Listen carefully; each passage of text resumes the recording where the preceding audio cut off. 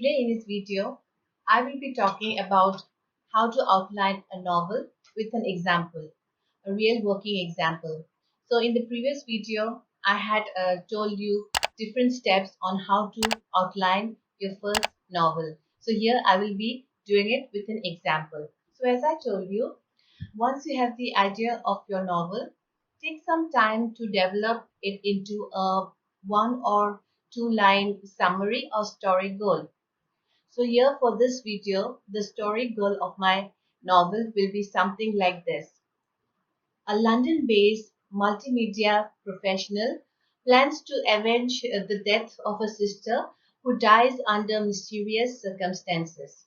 So this is my story goal or the summary of my story that I'm going to write.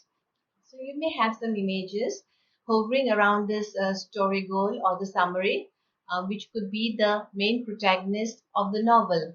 So for the purpose of this video, let's visualize that the girl is in her early 20s and she is a working professional. So let us give her a name. Suppose her name is Neena Mehra. You can describe her personality in one or two lines. Say she's a shy and reserved person, and you can write it down. Then next, as I told you, you have to write two, three lines about the settings of the novel.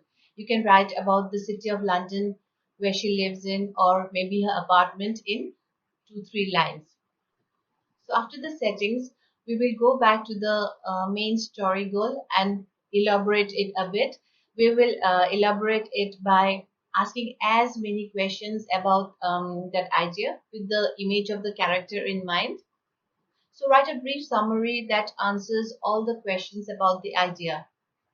That will be about detailing the story goal and what kind of goal the character has. Like I told in the previous video, it might be either a romantic goal or a career goal, political goal, survival goal, or an academic goal. So write down the goal of the character in detail and write about how badly the character wants to achieve the goal and what are the possibilities to achieve the goal. Then you'll have to write about the obstacle or the multiple obstacles the character will be facing in order to achieve her goal. So brainstorm different ideas as it comes to you. You may write about how Nina feels at that moment, meaning her emotional state. Her emotions would be running high at that moment because she's devastated by her sister's death, and the police might not have been able to resolve her case in a proper manner. Then from here, you can also jot down ideas about the sister who passed away. So you can give a name to the sister of the main character who has passed away. Say the name of the dead sister is Maya Mehra. You can mention her profession. Say she's an upcoming model of reputed fashion house. You can then come down to the suspects next and jot down roughly ideas about them, like who could be the possible suspects, maybe her ex-boyfriend or maybe her colleague. You may jot down the consequences that had taken place. For example, the police might have closed down the case as a suicide case, and the reasons you could jot down roughly is because the victim was going through a depressive phase because she was jilted by her ex-boyfriend. And also one more reason you could mention is that she was found to have taken prescribed drugs. So you allow the free flowing of ideas and randomly jot down the ideas as they come to you. You can have this rough sketch of ideas into a cluster diagram or however it suits your creativity and sense of organization. You could write about how Nina is in her daily life and how are the people around her. You can give more details about her. Say she's a multimedia professional and she works in an advertising agency. Then you can talk about her life, like she lives a very quiet life in the city of London, just to highlight the contrast between the busy city of London and the way she is, her personality, I mean. Then you can write in detail about the conflict that brings about a change in her personality. You can ponder a while to empathize about the protagonist, how she would be feeling, and how she would be passing the days of her life.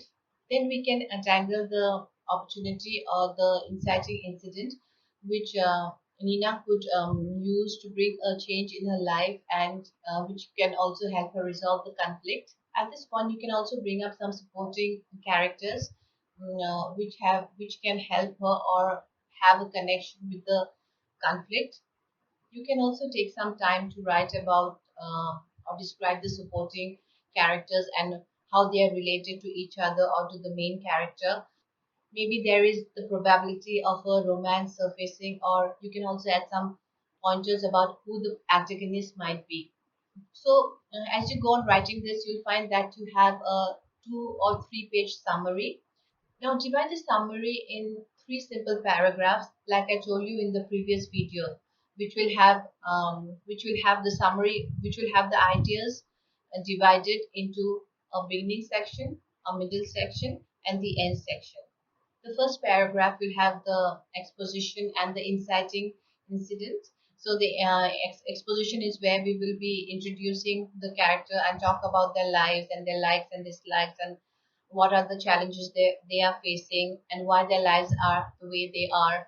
And also we will be talking about the settings of the story, where it is happening, describe it a bit.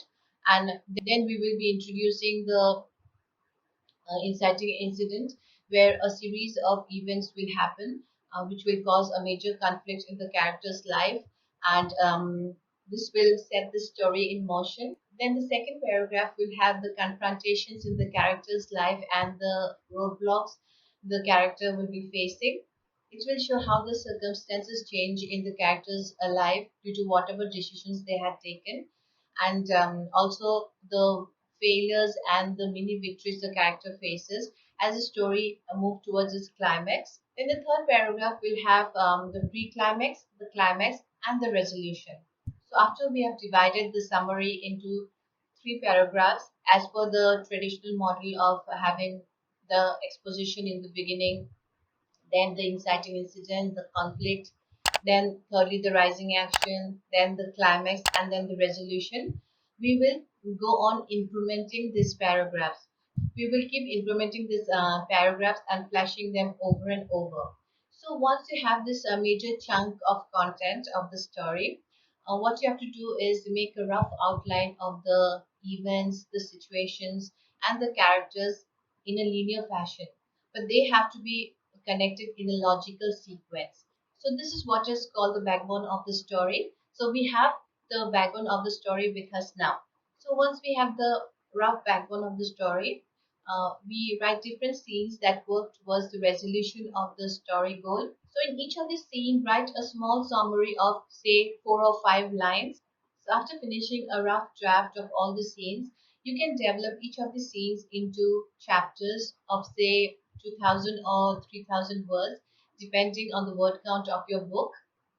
In each of these chapters, you can write about different events and situations which you visualize happening in the story. For example, here in our story, let's suppose that Nina finds out that her sister Maya was jilted by her boyfriend before her death.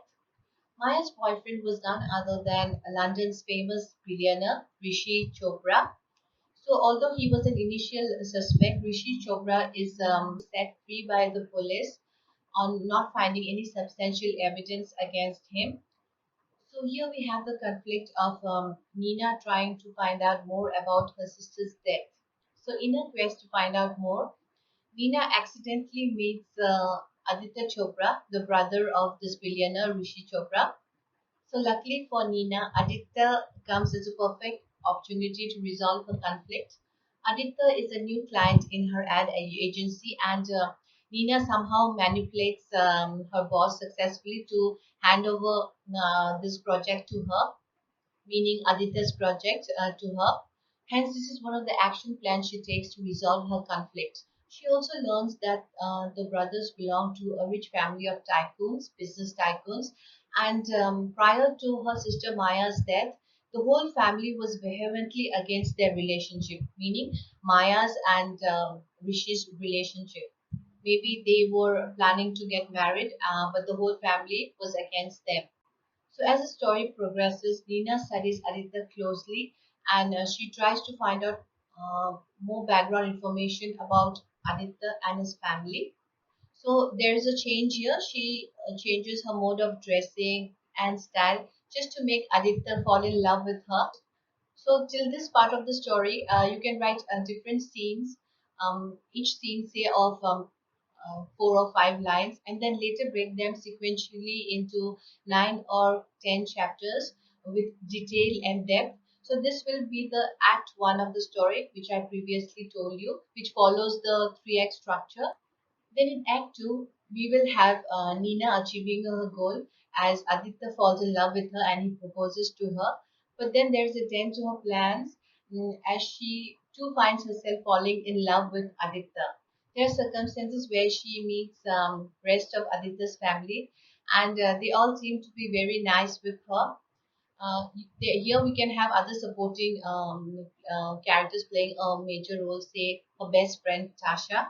But again, there is Rishi's friend circle who behave suspiciously towards her. One of them may be introduced as the antagonist.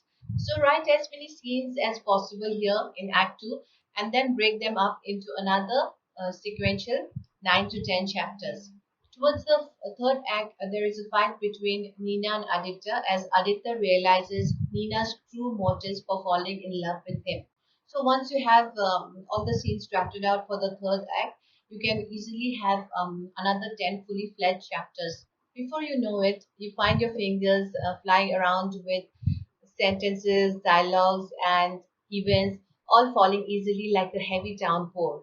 So in no time, you have your first draft ready, and you keep going back to re-edit and polish them and removing unnecessary paragraphs or removing bad sentences or adding new ones.